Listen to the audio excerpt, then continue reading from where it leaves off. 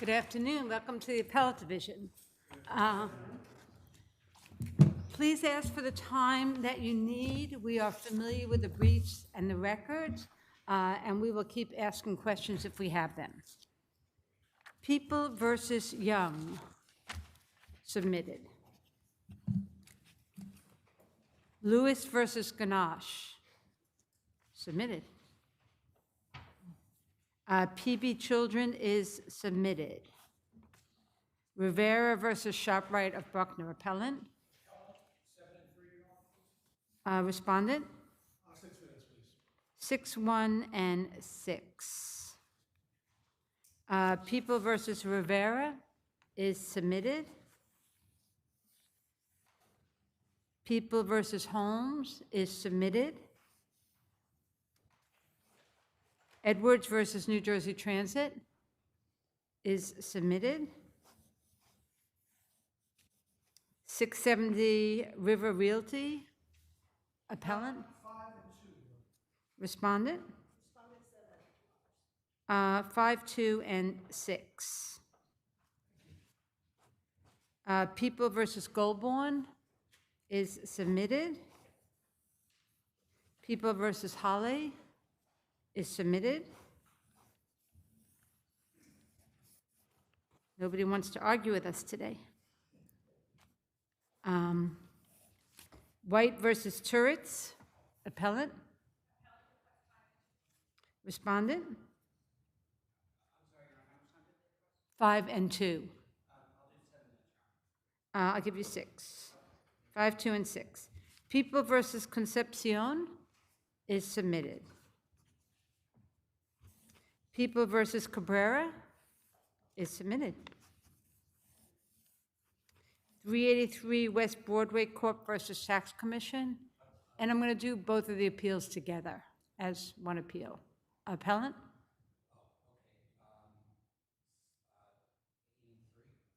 Respondent? 6 and 1 and 5. And again, if we have questions, we'll keep asking them. Darlton Capital Management versus Stylus, appellant. Appellant 6 and 4. Respondent? 10 minutes. 6, 1, and 6. People versus Showers, appellant. Submitted. People versus Smith, appellant. 5 and 2. Respondent? 5, 2, and 5. Philip versus Uber Technologies is submitted. Philip versus Uber Technologies is submitted, and Board of Managers versus 16 EF Apartment is submitted. So our first case on today is Rivera versus Shopright of Buckner.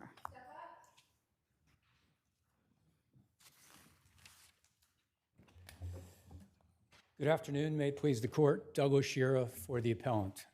The trial court in this case made a number of critical errors that require reversal. The court initially determined that, or overlooked the fact that the respondent failed to allege any defect in any pleadings.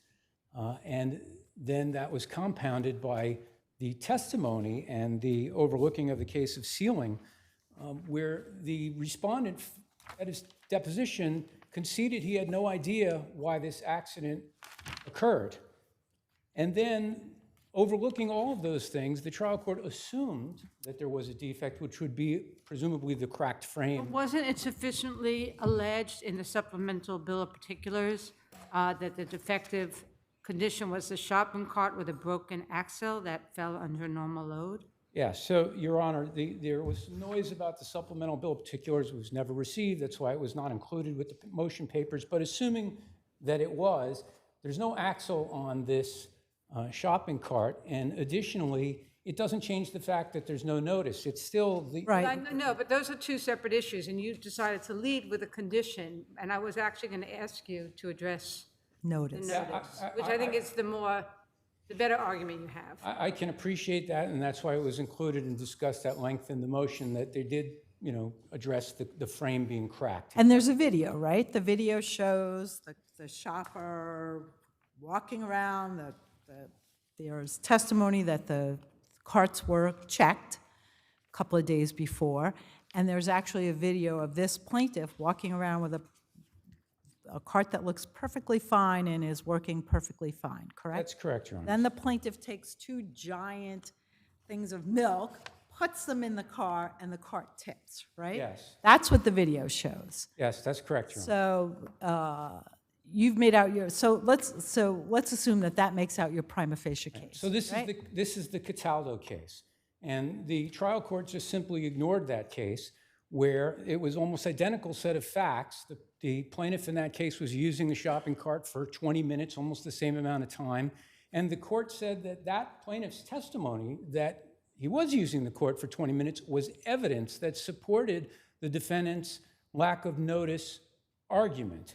And in that case, the wheels actually fell off. There was no question that the wheels fell off and caused the accident. In this What case, was your prima facie showing, since you have the burden to show the lack of notice? How did you make the prima facie showing? yes, Your Honor, that was done through testimony and the affidavit of the assistant manager, who said that he, not only, it wasn't just a general custom and practice, he said every Saturday he would inspect all of the carts, remove from service any that did not pass inspection.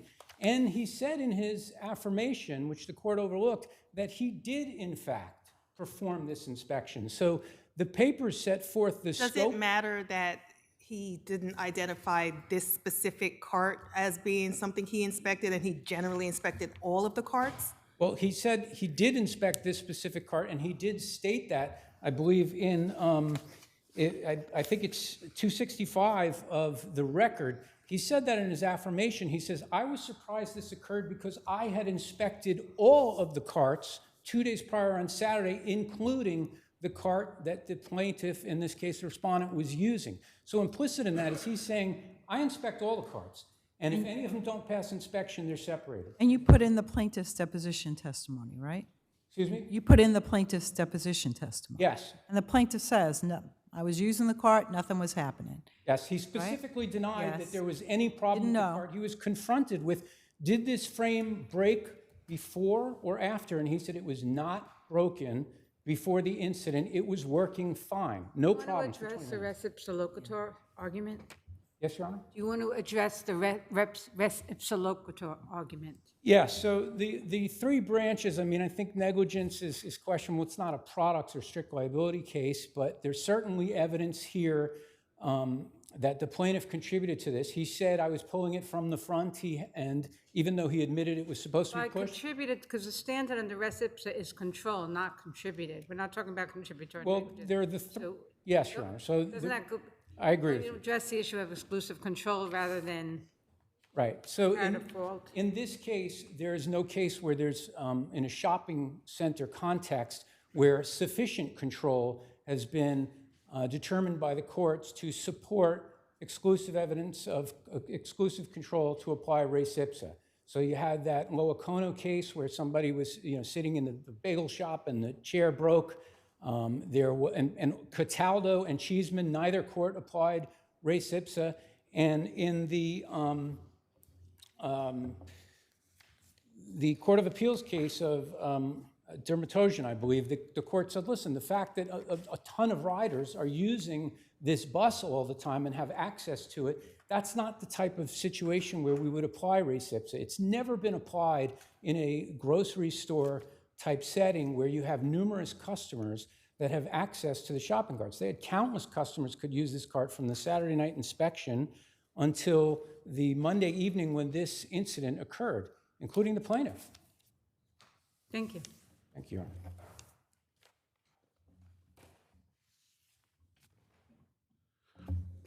Good afternoon, Your Honors. Patrick Daniel Gaddy. I have the privilege representing the plaintiff respondent, Orlando Rivera.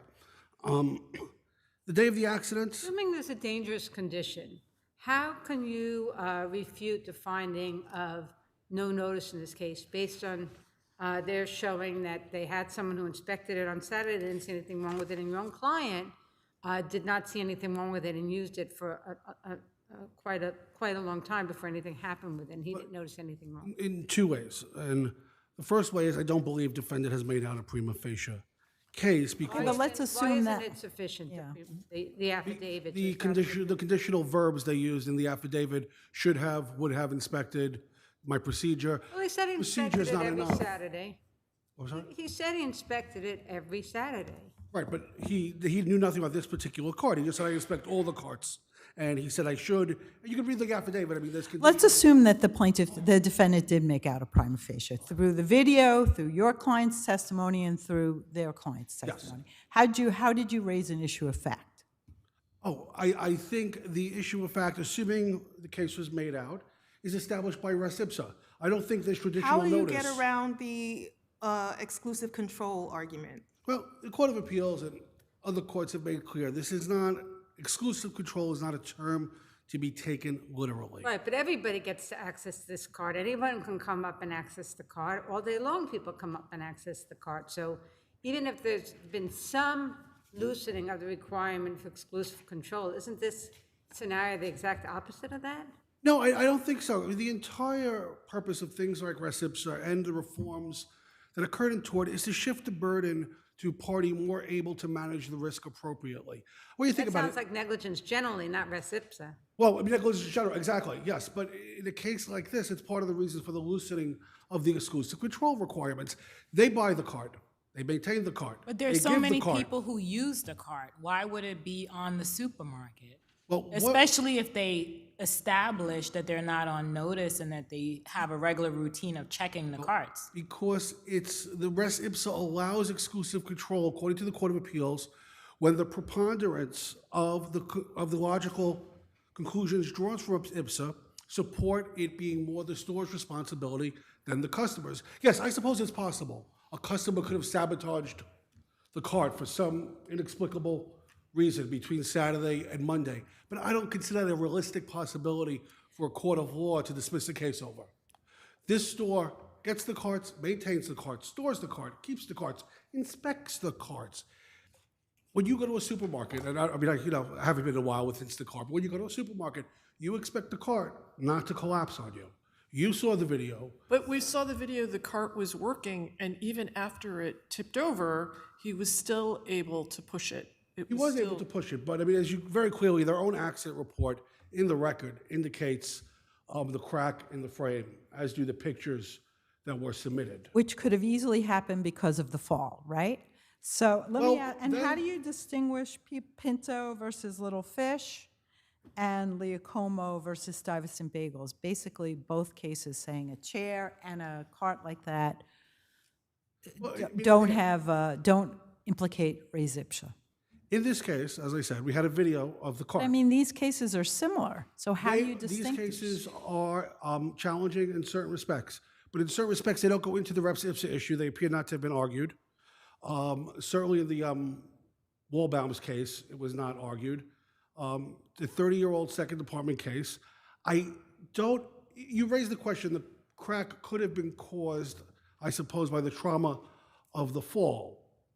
But you saw the video. I did. There was We all nothing did. else that could cause the car to fall. I saw him put in 2 giant things of milk, and then the cart fell. They're selling. So, I mean, I have no idea why that, but it seemed to me there could be a million reasons why it tipped over, including that the milk disbalanced the cart. If 2 gallons of milk. I'm not going to I have Yeah. no idea. I watched the video. which I is- just saw what happened. My point is only that how can you say that res ipsa applies when in similar situations, when other people in the bagel store, there was a chair that 10 people could have sat on, and the court specifically said that doesn't raise ipsa. This seems to me very similar. I'm asking you, how do you distinguish that? Well, again, I distinguish it because in the case of the supermarket, a chair is something that probably sits in the restaurant for 15, 20 years or however long before they redesign it. It was a bagel shop. Okay, bagel shop. So is the Right. Exactly. This is an item provided specifically for people to put their items in. If it tips over for no other reason than putting milk in it, it is not doing its job. And the supermarket is in a far better position to make that determination and to assure the safety of its customers than an individual customer is who I know, I'm sure you've shopped, you've never inspected a cart, the wheels, the axle, any of those things before you started using it. And if you did, I'd be surprised, let's put it that way. Good on us, right, if we did that. Most people don't. Yeah, no. So again, and like I said, it's reported. There are pictures of the frame of the cart. It's funny, axle was my term. I know they object to that, but I couldn't think of another term for the front part of that cart where the plastic connects the two wheels. Thank you. Okay, thank you. Very quickly, Your Honor, the distinction between before or after is irrelevant. That's Cataldo. The wheels fell off before and caused it to fall. The issue is notice. And the store established that it did not have notice through not just the general inspection, but evidence of an inspection, its scope, and that it did in fact occur. And then this court has said, in Hardesty versus Slice of Harlem, the same type of situation where it was sitting on a chair, which is certainly going to be, a different type device than a shopping cart. People sit in that. And the court said, no, that there's no application of RACIP, so there's not enough exclusive control in that type of a retail environment. It's never been applied in this type situation. Thank you, Your Honor. Thank you very much. 670 River Realty versus NYS Division of Housing.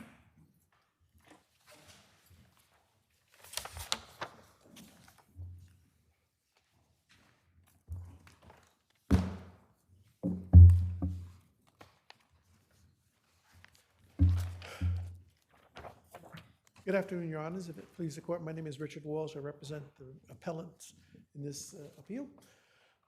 First, let me clear up a little confusion that may have crept into my briefs. I was addressing possible penalties if the matter was remanded to DHCR. They were seeking $300,000 in penalties. The issue here is $36,000. Could you speak closer to the microphone? I'm sorry. The issue here is $36,000. If the matter is remanded to DHCR, my arguments concerning the excessiveness of $300,000 would be applicable, but they're not in this case. So we're only adjusting the $36,000 that DHCR actually did impose penalties. And it's still my contention that was excessive under the circumstances. For example, when I did the calculations, there were a number of instances where they imposed multiple penalties for the same wrongdoing. For example, the incorrect 14-day notice, they imposed two separate penalties for that. They imposed two separate penalties for filing a notice of petition and petition based upon that incorrect. When you say two separate penalties, do you mean the 2,000 penalty and then the 250 penalty? What are you talking about? I will, if you take a look in the record at 116, Right? service of the 14-day demand and filing of the petition, F, they imposed the penalty. And then they imposed the second penalty for the same thing, issuing the rent demand and filing a notice of petition and petition. Of $250, right? Yes. So one is just the violation, and the 250 is the knowing violation, right? You can get the 1 to 3,000 violation without it being knowing, because maybe your books are really a mess. But the second 250 is because the hearing officer found that you knew you did. And I would submit that that determination by the hearing officer is a violation of Hanlon's razor. Attributing to Hanlon's razor is a philosophical concept where you attribute malice to an accident, to an action that can be explained by simple stupidity. Okay, but so that's a credibility determination, right? Your people come in, and say what they say, and the court decides whether or not they're credible. So the court found that your denial that you did anything wrong was not credible, right?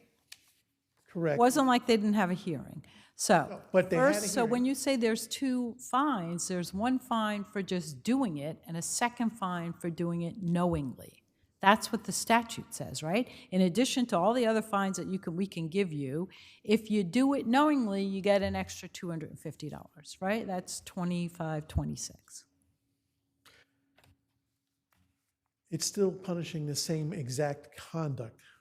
I guess that's where we disagree, right? The first one. Wasn't it over multiple years? No, there were other penalties that were imposed. For example, there's a 2019 order that was part of what they imposed penalties for. They alleged they violated the order by acts that they did in 2020, 2021, 2022. after the date of the order. There's no way that they could be guilty of violating an order after the fact. Counsel, Counsel, is there, is it your argument that the statute does not allow for these separate fines, one knowing and one unknowing, as my colleague has pointed out, or that it's excessive? I'm arguing that it's excessive. The purpose of the code was to amplify the statute, so therefore. but counsel, there's no statutory prohibition against it, right? I'm sorry? There's no Against which? statute. There's nothing permitting it either, Your Honor. That's the problem. Well, the statute that allows there to be a $250 fine for the violation being knowing and willful. But it doesn't say you can do it twice. You can punish people twice for the same conduct. It has to be the same, you get punished once for the violation. Doesn't it say, in addition to all other penalties that are allowed under this section, you can charge someone $250? Doesn't that tell you that it's in addition to the charge for just doing it? Not when you pile it on, Your Honor. And that's what happened, dear. Have we ever held that before? I don't know that Your Honor has ever done it. In the Court of Appeals, and I've cited the case in my brief, there were excessive penalties that were imposed. We're not dealing with the constitutional issue because it's not an issue. And when I went back and recalculated the penalties, I came up with about $7,500 of the penalties. If you take a look at in the record, in the report, there was a total of about $2,500 of overcharge trebled, which DHCR found. If you take that and treble that on top of it, so it's 9 times the penalty, because that's what treble damages are for, as a penalty, you'd come up with $7,500. Again, that to me, my mind, would have been a fair penalty to impose under these circumstances, not $36,000. And certainly, thank you.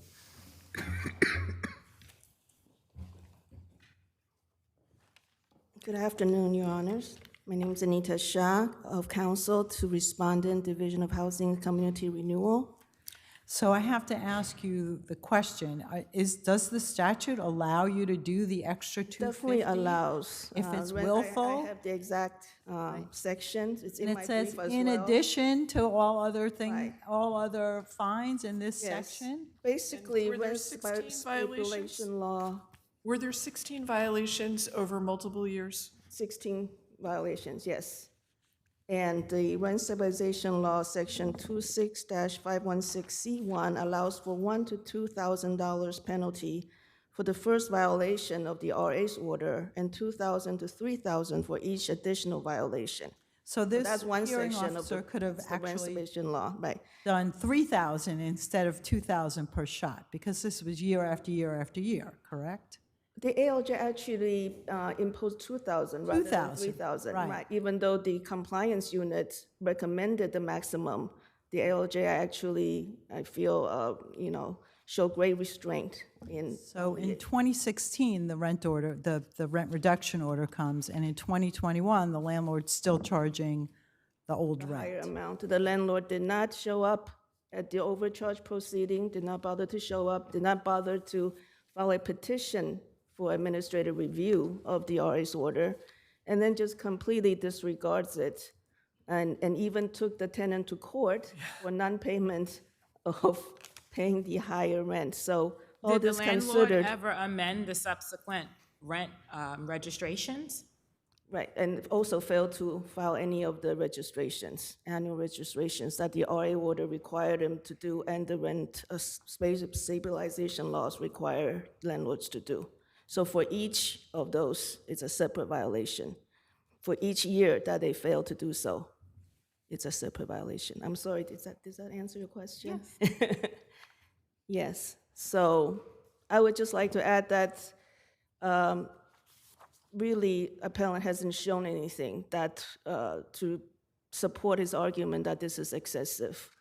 He doesn't really dispute that as I have just quoted, the rent stabilization law and the rent stabilization code allow for these penalties. In fact, the ALJ imposed a lesser amount. But the 2 cases that he relied upon are also clearly in opposite. The first one is Coke v. DHCR, in which it was a rent reduction complaint, service complaint. And DHCR imposed penalties not only for each service defect, but for each year that the service defect remained uncorrected. And the Court of Appeals did not find that that was excessive, but that DHCR acted beyond its authority because the rent laws did not allow for penalties for the mere passage of time. But here, that didn't happen. The ALJ did not penalize for the mere passage of time. For instance, as Your Honor had mentioned, the owner is required to file annual registrations, and the RA's order says you're required to file annual registrations. Therefore, for each year, it's a separate violation. It's not penalizing for the mere passage of time. And then in Prince v. City of New York, an artist was fined $2,000 for removing a single discarded antenna from a pile of garbage bags on the curbside. This court found that that's excessive because of the legislative intent behind the penalty is to discourage commercial dealers from removing recyclables and then selling them in bulk. So that did not meet, therefore the penalty did not meet the offense. And also there was the mandatory $2,000 did not allow for lesser penalties. Here, the owner's egregious act is the exact type of conduct that the rent stabilization laws are intended to prevent. And as I said before, there is a $2,000 to $3,000 range, and the ALJ did impose a lesser amount. So it is our position that our order is reasonably based in the substantial evidence in the record and in accordance with governing laws. Thank you. Thank you, Your Honors.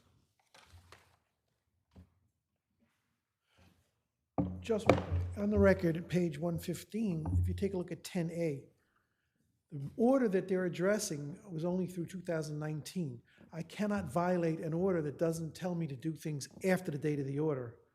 That's what they did here. Well, doesn't it say you're supposed to have every subsequent, the order, the rent administrator's order says, and every subsequent rent registration should reflect this rent order, But doesn't it it? only says I have to file corrected registrations for 2016, 2017. Well, because that's the, right, at that time. But when you go in for the violation, you're already in onto 2021 and you still haven't done it.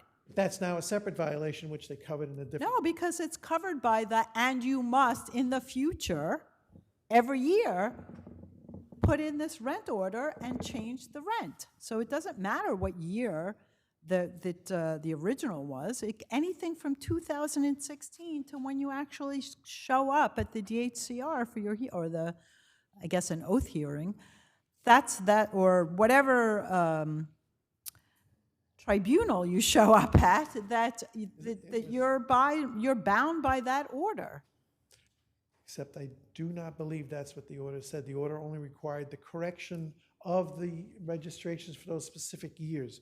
And The order didn't require you to ensure that other years and other registrations were correctly filed? It may have done that, but that's not what they found my client guilty of. They found him for violating the order. That's not violating the order, that's something else. But if it's included in the order that moving forward, that you're supposed to do a certain thing and then you do not comply with that, what does that mean?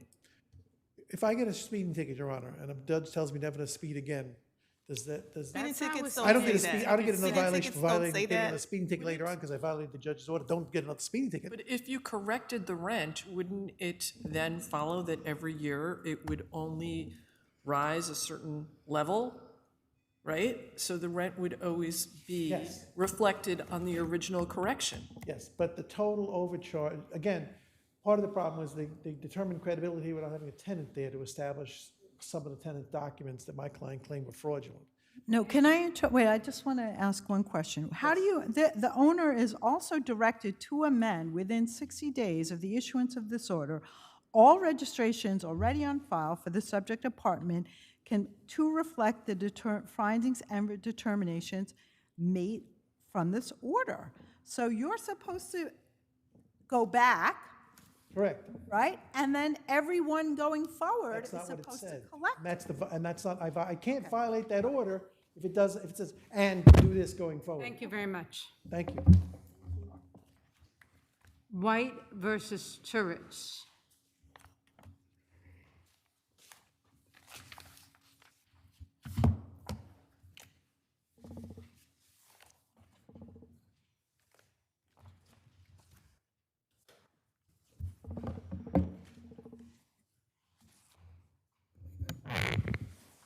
afternoon, Your Honors. May it please the court.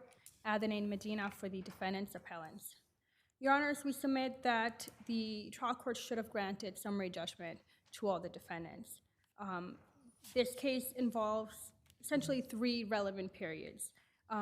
First is the interoperative period. Plaintiff claims that a perforation should have been diagnosed intraoperatively. Well, counsel, let's assume that you made out the prima facie case with your expert, and the issue is whether or not an issue of fact was raised by plaintiff's expert. Why isn't the allegation in the expert's affidavit that there was a departure from the standard of care by failing to run the bowel prior to closing up and relying instead on a purely visual inspection, why wasn't that sufficient to raise an issue of fact as to whether there was a departure? So 2 reasons. Number one, this is a new theory of liability that was pledged. Is it a new theory or expounded on the theory that was already present, especially given that in the depositions, the doctors testified to this very issue? So the distinction is, you could have said that this was an expanded theory based on sort of an expanded elaboration of what was pled in the Bill of Particulars. However, nowhere in the Bill of Particulars or even in the deposition, there's this theory of a heightened risk resulting in a heightened... Say we're negligent in failing to detect the perforated bowel, and since they're saying one of the ways that they could have detected it was by running the bowels, why isn't that a sufficient allegation to put defendants on notice that they were going to explore all the different ways that they should have detected it? Well, the problem is, plaintiff suggests that this is sort of a different kind of scenario. This is not the typical C-section, is what plaintiff is suggesting, and there's no indication. Sorry, plaintiff, I'm having trouble hearing you. Sorry, plaintiff seems to suggest, plaintiff's expert, that this is a different sort of heightened risk C-section, and that's not spelled out in the... I thought that plaintiff's expert said that the bowel perforation is a known risk of a C-section. I don't think they differentiate in that, but I think we need to get back to the issue of you're alleging this is a new theory of liability and address that. Yes, so at page 8401 of the record, in the plaintiff's expert affidavit, paragraph 27, the expert talks about this is a much higher likelihood of having a bowel perforation because she had a previous C-section, and she was at a lot... Because she had a previous C-section. And then it further goes to the second line from the bottom. The risk of bowel injury in this case was also a lot higher because the decedents had to dissect significant portions. Well, I don't think there's any dispute in this case that she had more than the normal number of adhesions. And I don't think it's disputed that because she had more than the normal number of adhesions, this was a riskier procedure, and that if anything, that would mean that they should have been more careful in terms of looking for bowel perforations because she had all these adhesions, which would increase the risk of complications. Right. So I don't think either side is really disputing that. So I don't know why their allegation about running the bowels wouldn't be enough to raise at least an issue of fact as to the departure issue. Even if it's a new issue, as long as it's not a surprise, right? And you can't say that it's a surprise given that your very own clients testified about the potential of having to run the bowels during their deposition testimony. Right. So again, the running the bowel, I believe, is not necessarily a surprise. It's the heightened burden that plaintiff is claiming. But I would also add that even it's always the same standard in med-mal. There's no heightened standard. You have to look at the circumstances of the case, and based on the circumstances in this particular case, is there an issue of fact as to whether there was a departure or is there not? It's always the same standard. So well, I'm not sure what you're referring to. Well, I'm referring to the expert affidavit, specific language at paragraph 27 on page 8401 of the record. The expert seems to suggest that this is a different burden. Well, he's just saying because there were adhesions, you need to look more carefully, and I don't think anyone could really dispute that. Are you claiming this is a new theory of liability? Yes. This running of the bowels? That was not specifically pled in the Bill of Particulars, but I would go even further. I would say that even assuming that this theory was pled, plaintiff's expert opinion was conclusory, because if you look again at paragraph 27, the plaintiff The expert says the reason why this is an issue is because they had they had dissected significant portions of the bowel. There's nothing in the record to suggest this. The operative note doesn't make any reference to any dissection of the bowel. In fact, it says the opposite. It says we avoided the bowel. The adhesions to the bowel were found to be on the right side. The report says we reached the uterus on the left side. I'm gonna let you expand on that more in your rebuttal time, but that sounds like it raises an issue of fact, because each side has different opinions about what was appropriate. But I'm gonna let you expand on that in your rebuttal. Thank you.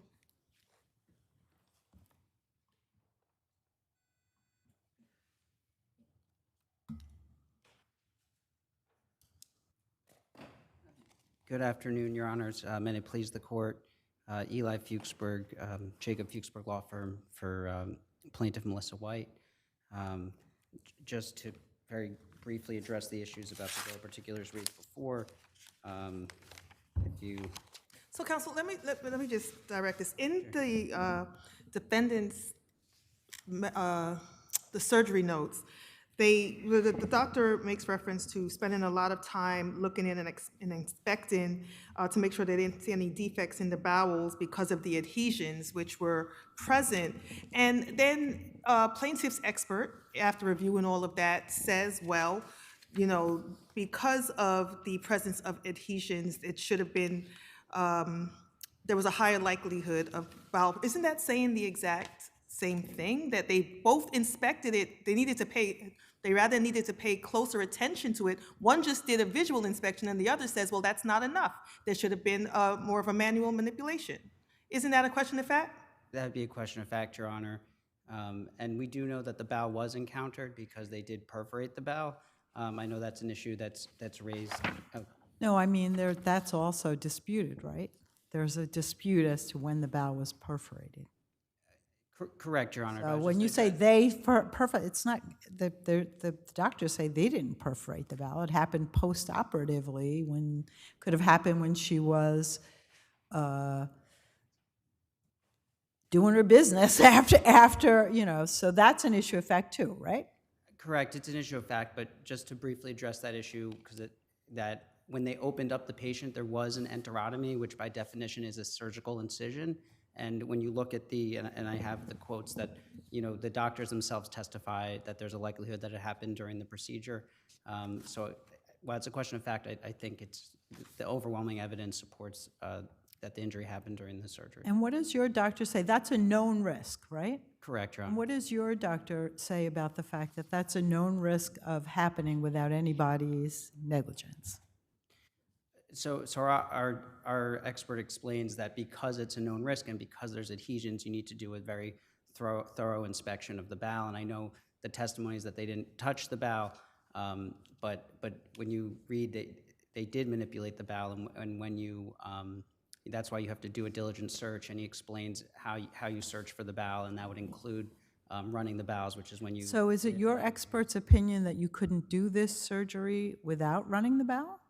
It's our expert's opinion that for this type, when you're having, he goes through why this is a more complicated than normal procedure, including that there's 1,200 cc's of lost blood, that there's complicated adhesions, that they're obviously using a bovine cutter to dissect the rectus, which is right next to the bowel, that when you're doing this type of work, you need to check the bowel, and that would be a visual observation, and it would also include running the bowel and checking. What about the fact that she was experiencing symptoms while she was still admitted that lent themselves to the notion that she had a perforated bowel? Yeah, I think the expert goes in great detail about the absurd amount of pain medications and nausea medications. The night before she's discharged, she's tachycardic. She's tachycardic that morning as well. I know the doctors talk, our expert talks about overnight she's tachycardic. She's vomiting. There isn't one day from when the surgery being performed to when she's diagnosed that she's not nauseous and vomiting. She was not vomiting. I think I didn't see, there was one time that you said that she was vomiting that wasn't borne out by the record, but she was vomiting, right? For at least right after the C-section. Yeah, there's multiple episodes of vomiting in the record, and in fact, overnight, she's nauseous and giving nauseous medication in the morning. She's discharged. There's a note by the nurse. It started at 9:45. It's signed at 6 a.m. that notes that she's vomiting overnight, and that. Counsel, how do you address your adversary's claim that the expert's opinion raises new theories of liability that are impermissible? I think that it just expounds upon the theories that were already there.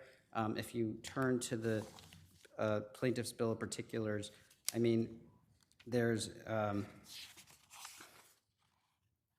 failing to detect the perforated bowel, failing to detect the perforated bowel / enteroni prior to closing the patient's surgical wound, failing to take proper care and precautions during surgery in light of the patient's abdominal adhesions. So I mean, this is like the subject of the testimony here. If you look at the deposition testimony, it's all about running the bowel and that she's at increased risk. So I don't think there's any surprises here in terms of the theories alleged. There's nothing new here. Thank you. Thank you, Your Honors. Just briefly to address, I believe, the question that we left off with respect to whether or not there's an issue of fact as to whether there's a heightened sort of level of care that has to be taken. So that the plaintiff's expert is entirely conclusory on this point because he's relying on this theory that the bowel was manipulated, that the adhesions were dissected. There's nothing in the record to support that. That could not be the source of a question of fact because the record says the contrary. That's speculative and actually contradicted by the record. Dr. Church testified, we went to great pains to avoid the adhesions. In fact, at record page 1105, she says, we just avoided that section without having to manipulate it at all. So I mean, isn't that the plaintiff's theory, though, that you're supposed to, you should have done that, you should have run the bowel, you should have gone through it. Isn't that it? Well, except that plaintiff's expert is saying, because you dissected the bowel, now you have to do this extra sort of examination. And the record negates that it was dissected. I think that it was just to check. Not that because you dissect, you have to do it, but you needed to check before she was closed up. Didn't plaintiff's expert actually opine that one of the ways to check for perforation is to run the bowels? I mean, wasn't that actually plaintiff's expert's testimony? That's his opinion, but again, his opinion seems to be based on the fact that they had these adhesions that had to be dissected. And I'm sorry, didn't the defendants also admit, though, Seaman and Juritz, that running the bowels is a way of checking for perforations? I believe it says that it is a way, but I think the opinion was you don't have to. And in this case, the testimony and the report Right, so says... then it's your typical, disputed issue of fact. One says it is necessary and one says it isn't. Well, They both acknowledge, everyone acknowledged that it is one way of detecting or ensuring the absence of perforation. but our expert says the standard of care does not require running the bowels. Plaintiff's expert is saying, yes, it is required because you manipulated and you dissected the adhesions. But the because doesn't add up because there was no manipulation and no dissection of the adhesions. That's where the flaw lies. Thank you. Thank you, Your Honors. The next case is 383 West Broadway versus Solomon.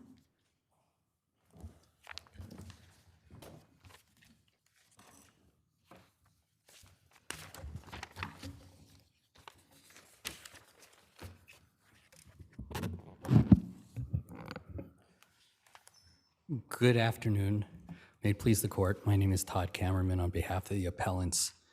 There's a very consequential question that's at issue in this appeal today. Counsel, hasn't this question already been decided, though? It is consequential, but hasn't the First Department already issued a number of decisions already, quite a number, where we've held that these exact type of settlements, agreements are enforceable and that they bar both an administrative proceeding and a judicial proceeding. So even if it wasn't raised at the administrative level as a defense to the action, it'd still be raised at the judicial proceeding. And this was addressed in Oversight, Fordham, 174th Street. So haven't we already decided this issue? What is new about Well, respectfully, our position is that those cases were wrongly decided. Okay, but assuming that we are not going to overturn a holding that we've now issued at least three decisions in, then what's your argument? Well, first of all, those holdings never address those questions. Those Well, they do definitely not. said that these settlement agreements bar a judicial proceeding challenging the assessment. Well, this judicial proceeding, the Article 78, is not a direct attack on the assessment. An Article 78 proceeding is an appeal of an administrative decision. And the administrative decision at issue here is the clerical error administrative And you decision. can't bring that in an Article 78 proceeding, right? So you're out on that because this is the wrong way to challenge Your that. Honor, you were on the panel in Fordham Hill that decided the other way. I was, but not for this type of decision. So assuming that you sign an agreement that says, I'm good. I'm not going to bring any type of judicial proceeding. Doesn't matter whether it's an Article 4 proceeding, Article 78, plenary proceeding. I agree in exchange for this tax concession that I won't do it. How is it that now you don't, and not only did you brought two proceedings, not Okay, just one, I have a question. If you bring No, in, don't, I'm here to ask you. Questions to us. no, but my response to that is, Yes. if you were allowed to bring this in a plenary action, and I don't think your STIP says you can't. So let's assume that what I'm asking you is. plenary action is that you Hold do. on one second, counsel. One, I want to hear what you have to say, but please let me ask my question first, because if you talk over me, I can't hear what you say, okay? So again, what I'm saying to you is you sign a STIP that says, in exchange for this agreement to lower my taxes this way, I'm not going to bring any proceeding. What does it matter whether it's an Article 78, a plenary action, or an Article 7 action? Why is that relevant? It matters here because the effect of those decisions is that the Department of Finance can now say on its own, you know, you're from the Bronx, I am going to enforce this release against you.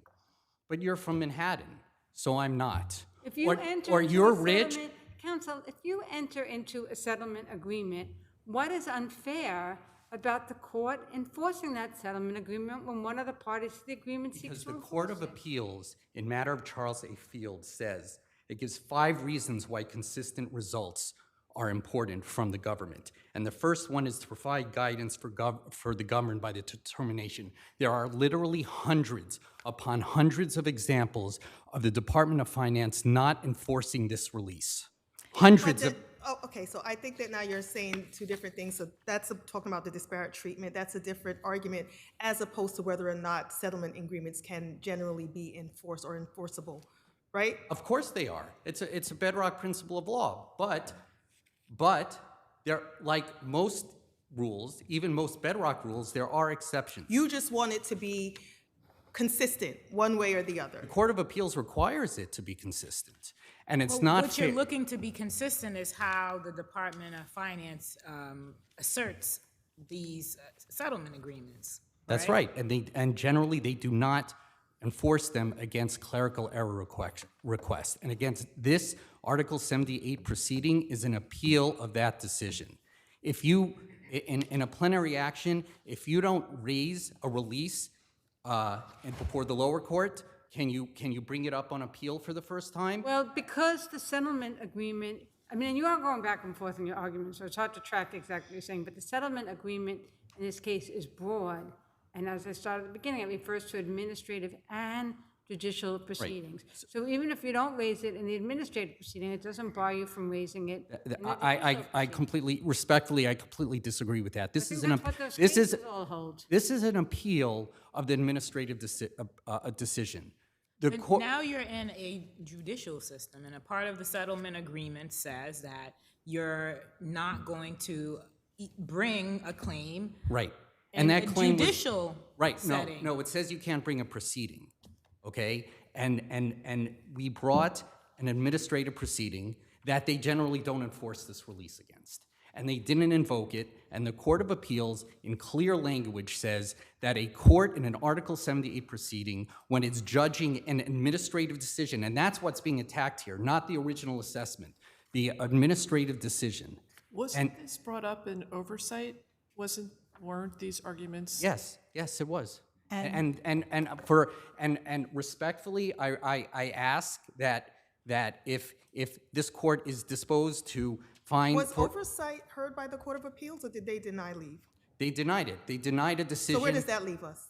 What? Where does that leave us in terms of that case? Well, the decision in oversight, all it said is that releases are enforced. It did not even go into the failure to invoke or the disparate Did you make treatment. that argument in that case? Did you make the argument in oversight, the same argument you're making we here? did.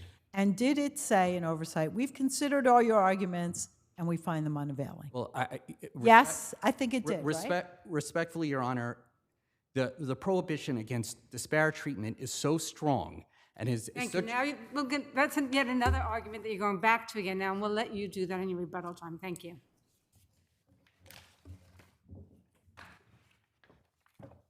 Good afternoon, Your Honors. Daniel Joy for the respondents from the New York City Law Department. So, counsel, I do have to say that it is, I don't know if concerning is too strong of a word, but with this disparate treatment, sometimes the settlement agreements are enforced, sometimes they're not, sometimes, where does that leave us? Especially if there's like, it's only being enforced in certain areas and not others, right? That's alarming, right?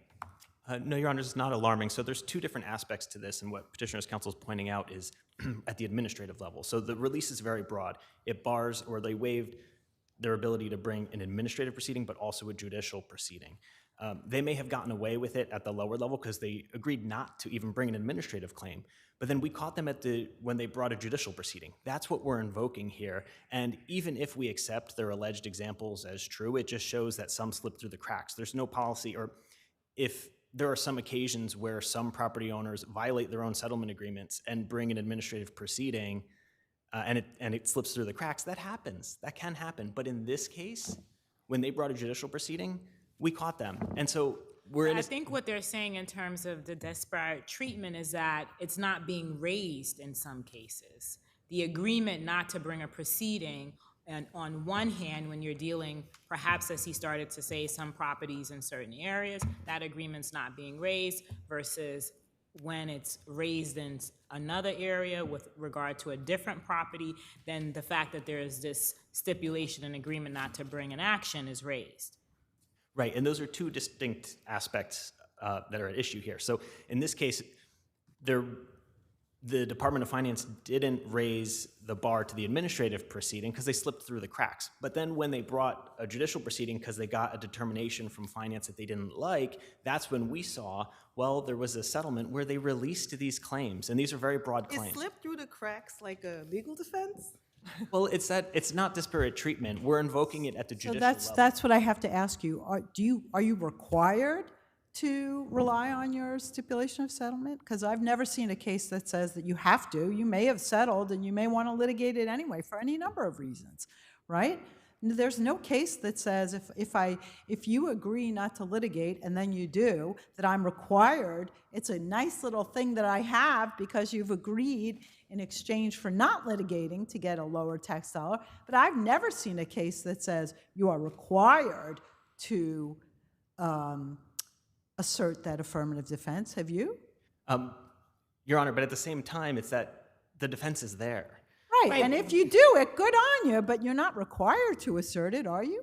I suppose not, but it's in our best interest to assert it. and I'm glad you did especially right, here. but I think what the council is saying is you are required to assert it anytime you have a settlement, and that is what I'm trying to figure out. Do you think that that's the state of the law? Well, and I certainly would, and when we find Except you haven't sometimes, so that's the problem, right? Right, and I think it's expected when we have thousands upon thousands of applications that go through every year that we're all humans. Sometimes things slip through the cracks, but it's no reason to throw out every single tax commission settlement or say that the defense is waived. That just would be untenable. And this goes back to the policy of the tax commission is an independent agency that's tasked with resolving thousands of assessment claims every year, and it's important that those be upheld because it promotes stability for the city's budget. So we're rubbing up against like a policy point where it's important to make sure that we can enforce these tax commission settlements because they took the settlement. And there was nothing unconscionable about it, as petitioner claims. And this was already decided again. And going back, this was decided 3 times. I know the panel has acknowledged that at this point, but it bears repeating that 3 identical waivers have already been upheld. And no one overlooked the same exact argument was made about the disparate treatment, and the court didn't bite on it, so. Right, Your Honor. So the same arguments have been made. Leave to appeal to the Court of Appeals has been denied. They sought leave to re-argue on 205 West 262nd Street. That was denied. At bar, petitioners grasping at straws to find creative ways to get out of their settlement agreements. We're not barred from asserting it as a defense here. And again, it's an important policy that we're able to enforce these settlement agreements to promote stability in the tax administration process. So unless the panel has further questions, I'll rest on my brief. Thank you very much. Thank you. Thank you. So I have a few points to that. First of all, this is not a contractual release signed between 2 private parties. So to Justice Scarpula, the answer to your question is yes, the government is required to either invoke them or not invoke them equally, right? Not in a disparate manner. I don't understand, when you say these are not 2 people, isn't the tax commission on one end and you're on the other end, you're both represented by counsel, you don't have to accept the settlement, you can do whatever you want. Well, no, Is the that not government correct? has to treat people equally. And the government, if they You mean, so if they offer you a settlement, they have to offer everybody a it's not- settlement? No. Do you have any cases, I'm sorry, but do you have any cases where it came to the court or it came to the First Department and they didn't enforce the settlement agreement? I have a case, 88 Third Realty, where before Justice Bluth, after she dismissed this You don't matter. have any cases before us when no one brought up the settlement? No, I don't. Okay, thank you.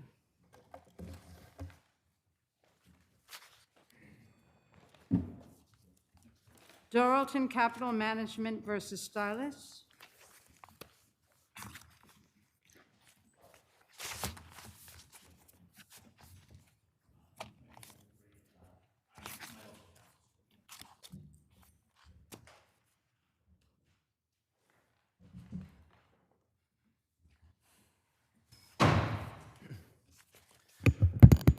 Good afternoon, Your Honors, and may it please the court. Rory Schneider of Mayor Brown on behalf of the appellants.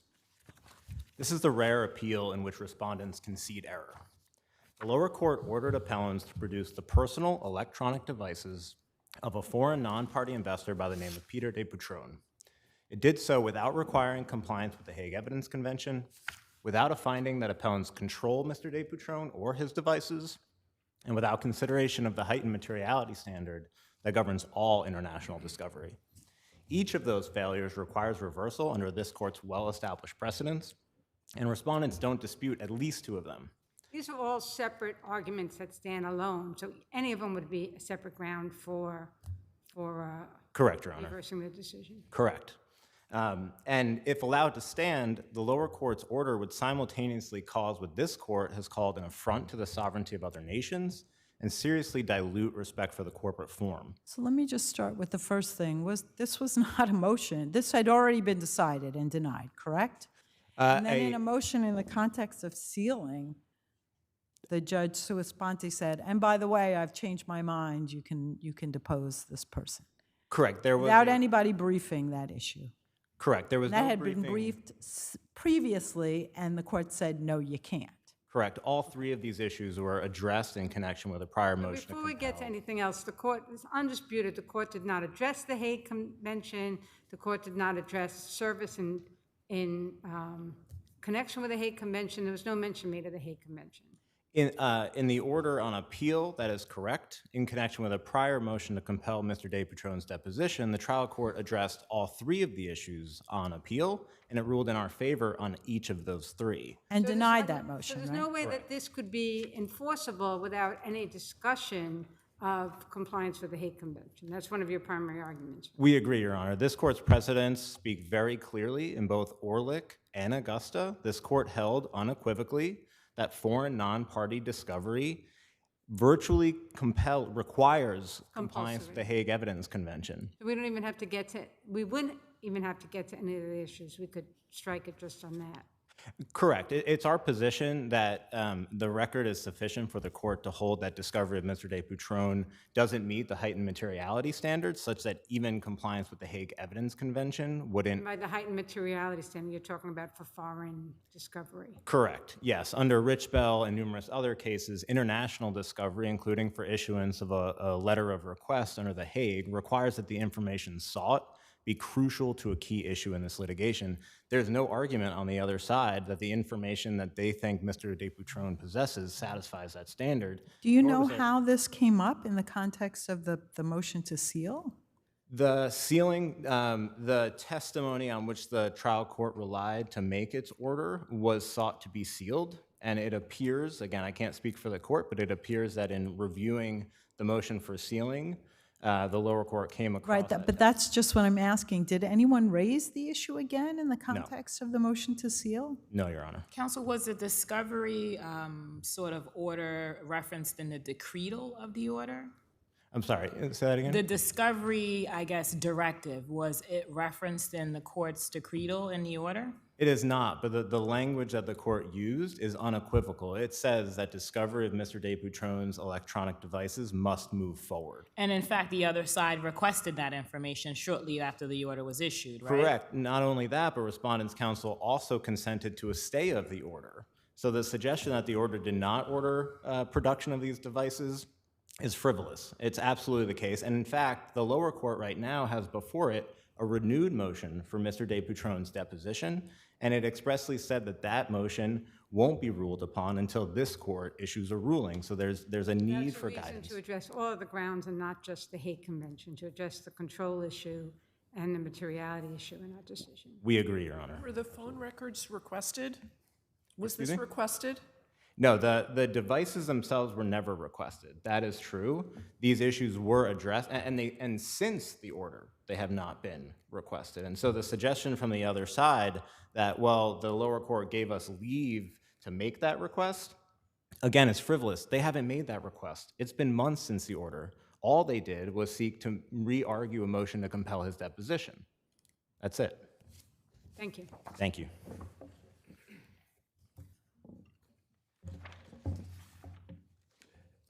Good afternoon. May it please the court. My name is Jeremy Friedman. I represent the respondents, Stylus and Claudia Schwartz.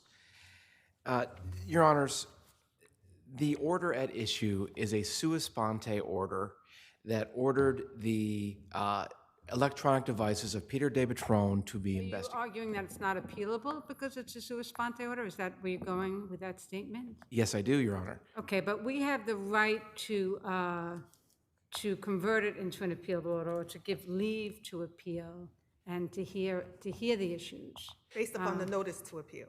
Yes, you do have the Why right. would we not, since it's very clear, even though the court did not do it in the most artful way, it's very clear that the court made a holding that appellant got a stay from our court to stay the enforcement of that, and that it's a real order. So why would we not at this point grant leave and hear this on the merits? Well, because I don't believe that there is actually an order for this court to consider. But the court couldn't be more clear in ordering that the electronic devices be produced. The language is extremely unequivocal. Also, the judge says we're not moving forward until we make a decision. Well, And when you requested the information, the electronic devices from them, what were you relying on? The order, right? I will, and as I would like to, I can respond to that question, or which one of them? But We're all the same question. I understand that. Initially, I will concede that it did appear that the court was ordering the ability to actually go forward with the discovery. However, the judge did not order a time frame when discovery was due. So, That it must go forward. So that would be the basis for a motion to compel or a motion for contempt. If they don't go forward with it, they would be in contempt of court. for not complying with the court's directive. I think there is something I would like to bring the court's attention to, is that after the notice of appeal was filed, about an hour and a half later, at 4:05 p.m., Judge Barak emailed both parties and said, and questioned, why are we doing this appeal? Because, and I'm quoting him, the order grants leave to re-argue and renew and comments that discovery is appropriate, page 7, and explains why.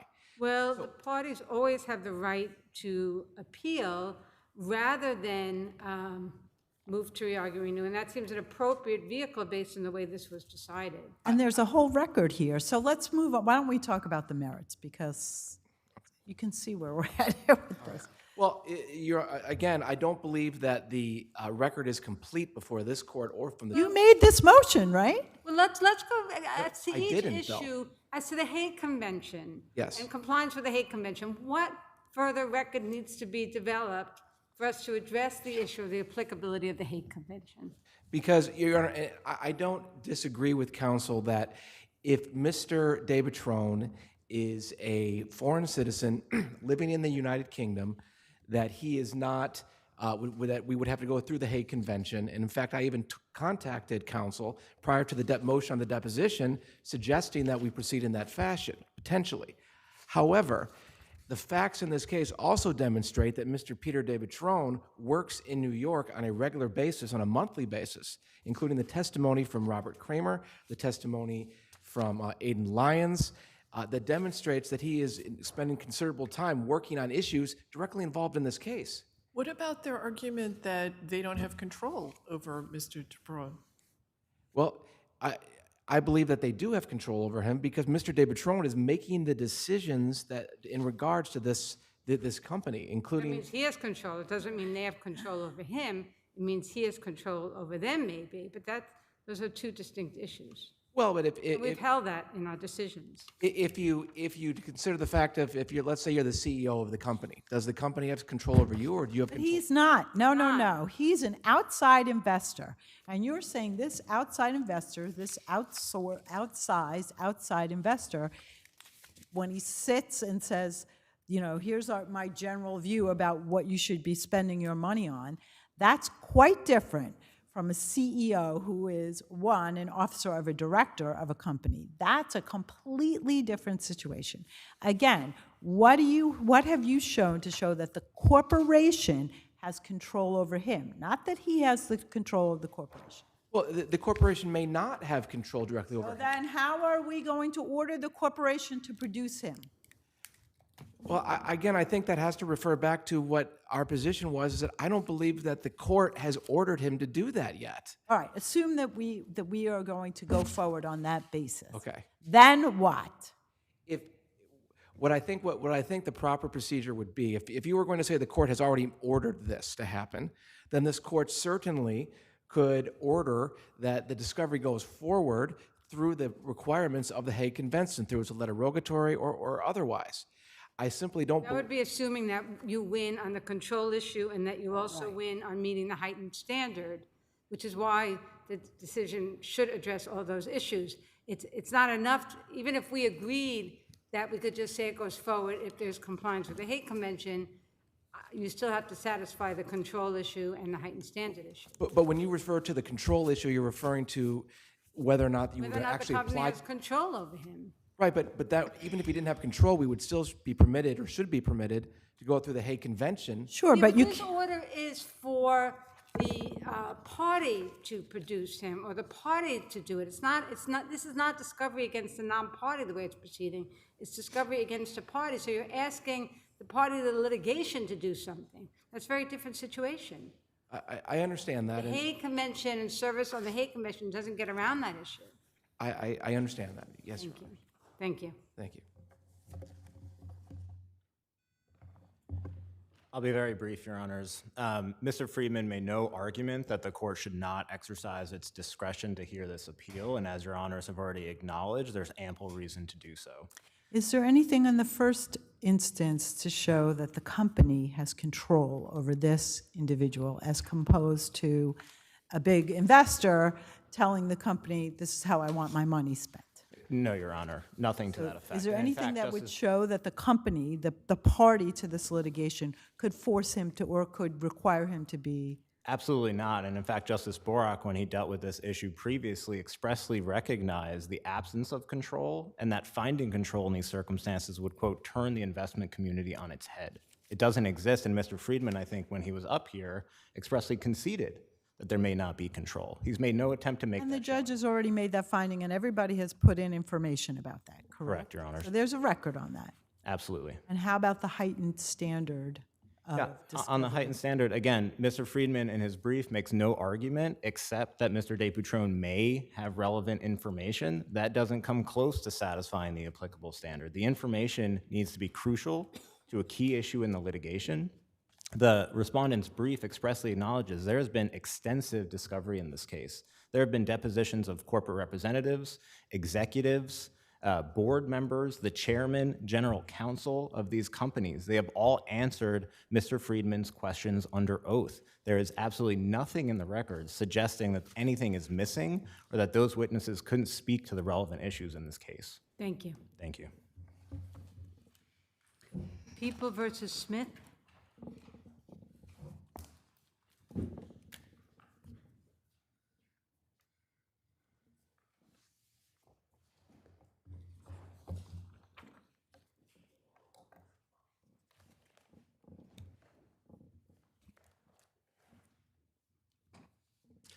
Good afternoon, Your Honors. Isabel Patkovsky on behalf of the Legal Aid Society for Priscilla Smith.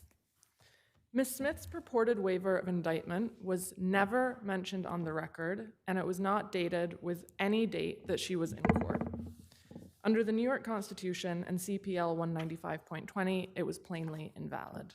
Counsel, assuming we agree with you on that issue, what happens to the second indictment? The second indictment must also be dismissed under Fugazzotto. Excuse me, the conviction must be vacated under Fugazzotto because that plea was dependent on the first plea. She was told that she would get concurrent sentences. So, so what you're saying is that we send it back, right? Correct. We send it back, but she's not getting anything dismissed. The indictments are not getting dismissed. They just get sent back. That's correct. All right. But that's not what you said in your brief, all right? In your brief, you asked that it be dismissed. So let me double check. The second one is definitely just getting sent back. That's absolutely correct. So why would the first one get dismissed rather than just be sent back, and then she can decide whether she wants to waive it or not? There's nothing wrong with the second on its own. It's just your point is that the waiver is what's the problem. So it's the defective SCI that has to be dismissed because it was not That properly. first one, but The there's a first second one. Yes, the second So that one. one, so that was the one that she pled to. Well, she pleads to both. So, Okay. so she pleads to a robbery 3, right? And that's where the defective SCI is. And that's the SCI we're saying that does actually need to be dismissed because it's defective. And then due to Fugazzotto, the second plea also has to be sent back. We're not saying anything is No, getting I don't automatically understand. The dismissed. waiver Well, is what waivers you're are- yeah, saying, not the waiver is invalid. So what is the effect if the waiver is invalid? Does that mean that the whole action is dismissed as against her, or it just means they have to go down and either indict her or get another waiver? It has to go back down. I believe the indictment would still be in place. Right, that's what we're saying. So, but Case is not There's being no dismissed. SCI, there's no indictment on the SCI matter. They're speaking of the matter that you're saying that the SCI was defective. They would have to the felony complaint would still be there. Right. They would have to re-prosecute her. I right, apologize if but, anything is right, but that's what I'm saying. In your brief, you said that the case has to be has to be dismissed. So that to me means that you're saying that something other than what I think we're both agreeing to now. Yes, I think we're all agreeing. I don't think we believed we were asking for anything unconventional here. Okay. Yes, that's right. If your honors don't have further questions on that point, I would move to our second argument, which is that there's actually a separate issue specifically with the robbery 1 conviction. And that is that I think there's a fairly straightforward Lopez issue here. And to be clear, we're not saying that no crime happened. This might have been an assault and a petty larceny. What it was not, and more importantly, what Ms. Smith pointed out it was not, was a robbery. Under the robbery statute, it's very clear that you have to use force to take or retain property. It's not enough to take the property, abandon it, and then use force to try and get away. And here, when the court asked Ms. Smith, did you use force to take or retain the property? She said, no, I didn't have the property. I was trying to get away. And that's exactly the moment that under Lopez, the court is required to inquire further and make sure that Ms. Smith was knowingly and voluntarily pleading. But then didn't the court do that and say to her, did you have the needle that you eventually stuck the guy with very close to him at the time you had the property and threatened him? And No. she said yes, right? Not quite, Your Honor. So Okay, the what court, did I misstate then? the court turned to the prosecution and asked the prosecution, are you satisfied with what Ms. Smith just said? And the prosecution said, we're satisfied as long as she's conceding to having displayed a dangerous instrument, and Ms. Smith agreed that she had displayed a needle. No one followed up on the question of, did you use force to take or retain property? We're not challenging the dangerous instrument element of robbery. We're saying that the use of force under the robbery statute has to be to take or retain, and that's specifically what she negated. And I can pull out, I'm looking for the transcript. Oh, here it is. So she says, I don't have the property, I attempted to get away. This is on page 6 and 7 of the plea. And then the court turns to the people, says, are you satisfied? The people are satisfied as long as she's admitting to displaying or threatening it. The court says, do you want further inquiry? The people say, no, just confirmation. When you say you waived it as he was attempting to prevent you from leaving the store, approximately how long? And she says, I don't really remember. I'm sorry, it says, the people asked the court to confirm that defendant admitted to displaying the syringe and threatening to use it. Correct. And that it was very close. Maybe Yes, inches? but that is... You're saying that's not enough? No, because under the robbery statute, you have to use force. Are you saying because she no longer had the property? Correct. And she said, I no longer had the property. Under 160, you have to use force for the purpose of preventing or overcoming resistance to the taking of property. So you're saying if I have the gun in the hand and I'm shooting you, but I drop the property to the ground, that means that I can't, I'm threatening to shoot you, but at the time I drop the property on the ground, that I can't be convicted of robbery? There might be a situation in which you still constructively possess Isn't it. that literally what she's saying? I have the syringe, I'm very close to him, I'm threatening him with it, I had the property and I dropped it. You're saying that that's not enough for robbery? The Court of Appeals made this crystal clear in Gordon, which is 23 NY 3D 643. Force used solely to effectuate a defendant's escape will not support a robbery conviction. That wasn't a Lopez issue, that was a sufficiency of the evidence issue. But yes, that's exactly right. It could be an assault. We're No, not but she's denying not saying, she changed her testimony when at the time she says, I'm threatening with him with this. to try and get away. She's trying to get away Where empty-handed. does that, I don't know, I didn't see that in the transcript. Before she said that, but then when they asked her again, she said something different, right? I don't think, respectfully, I don't think she's saying anything different. She says, did you say it was, how close was it, is what they ask her. And she says, probably very close. I don't really remember. And the court says a matter of inches, and she says, yes. That's all that she adds. And the people say, okay, we're satisfied. No, before that, I'm sorry, when she says she has it and she's threatening him. Before that, she says, after he dragged me and beat the shit out of me, I pulled it out and said, I'm sick. Then the court says, did you use that as he attempted to prevent you from leaving? Yes, that's absolutely true. And then the court says, just so the record is clear, you were wielding the instrument as he attempted to stop the theft of the property. And that's where the Lopez violation happens, because she says, I didn't have the property, I attempted to get away. At that point, it's not a robbery. She's not using force to retain property. And I think that's extremely clear under Court of Appeals precedent. So you're, okay. Do you have another question? Thank you. Forget it.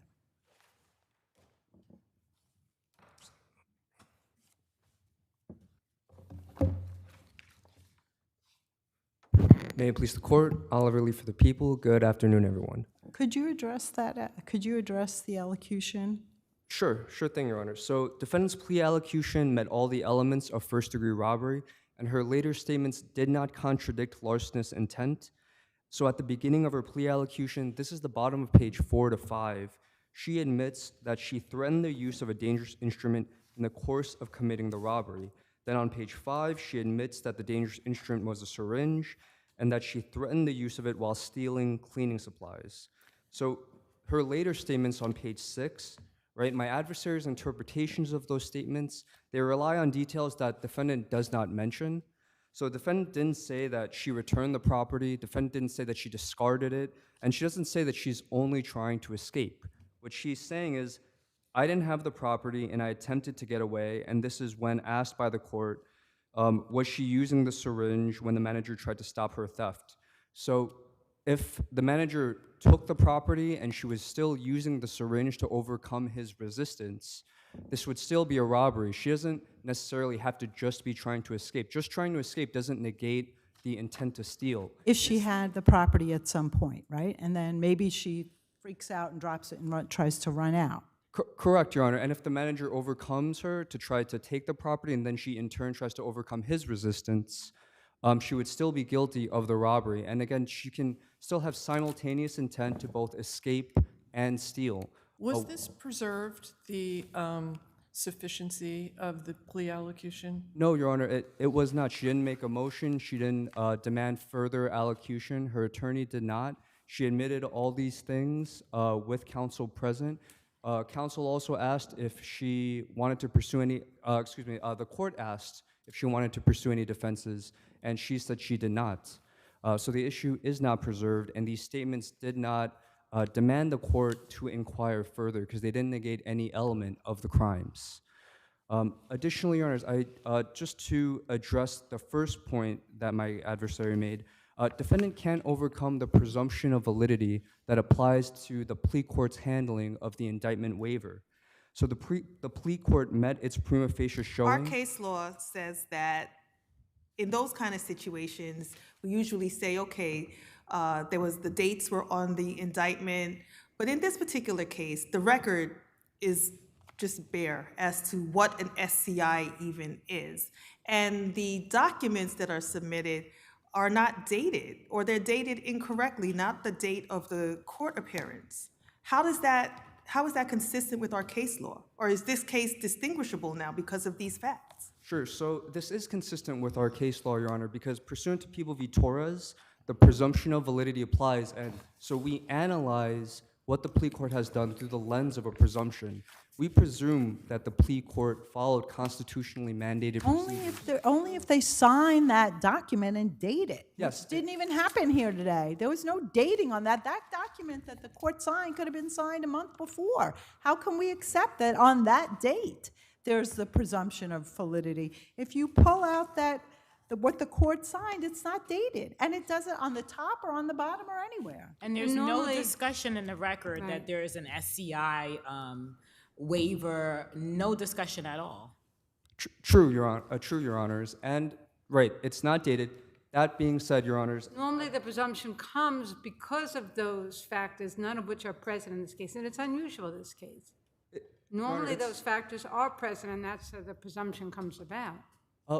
Your Honors, I would disagree on that. I think the presumption always applies unless there's valid evidence that contradicts the presumption. And Isn't the valid evidence in this case that it's undated and there's absolutely no discussion on the record of the waiver, which usually there is? Well, Your Honor, so there's this is pursuant to People v. Myers. There doesn't need to be a discussion on the record about the indictment waiver, indictment waiver.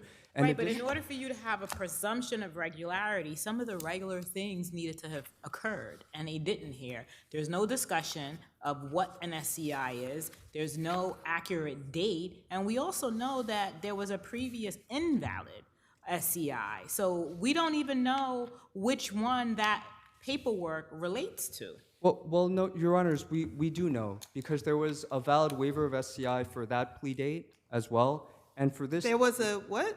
I thought it was invalid. That's why they were doing it again.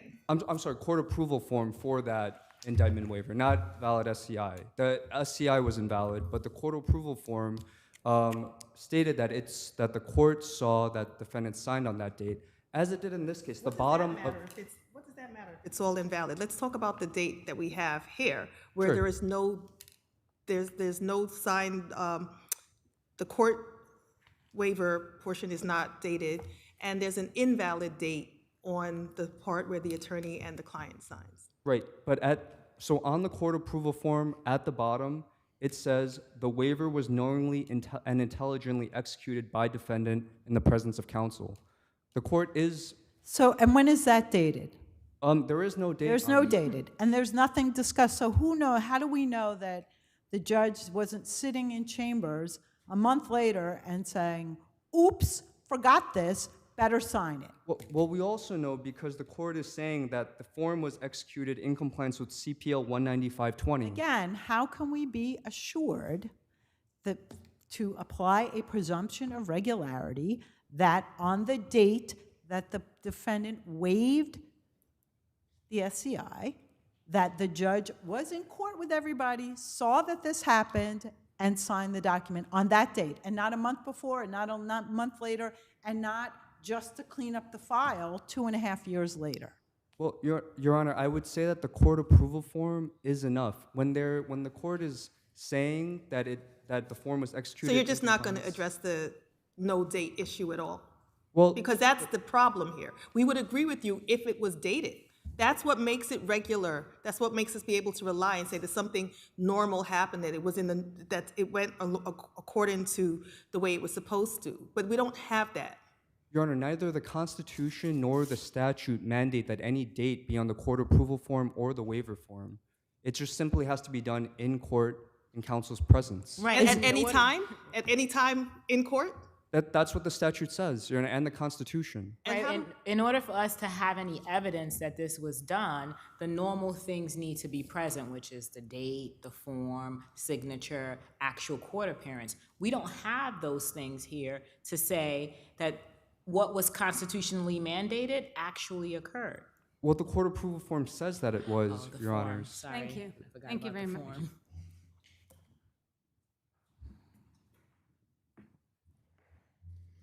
I'd like to just briefly return to the allocution.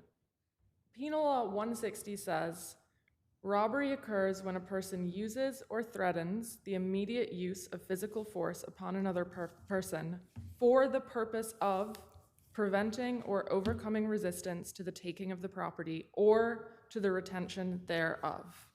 It doesn't include attempting to get away, and the Court of Appeals, as I said, in People v. Gordon, made that explicitly clear. And so in this case, yes, there are imaginary circumstances where maybe the court inquired further, and it turned out that Ms. Smith had actually just put it down for a second and was intending to pick it back up and run away with it. That could be a robbery. All we're saying is that under Lopez, the court had to make that inquiry, because on the face of it, Ms. Smith was negating an element of robbery. And the question of preservation, Your Honor, doesn't apply here, because this is exactly the carve-out that Lopez makes for when a defendant's statement during a plea is so contradictory to the crime that she's purportedly pleading to that it casts doubt on the very voluntariness of the plea. And if Your Honors have no further questions, I'll rest. Thank you.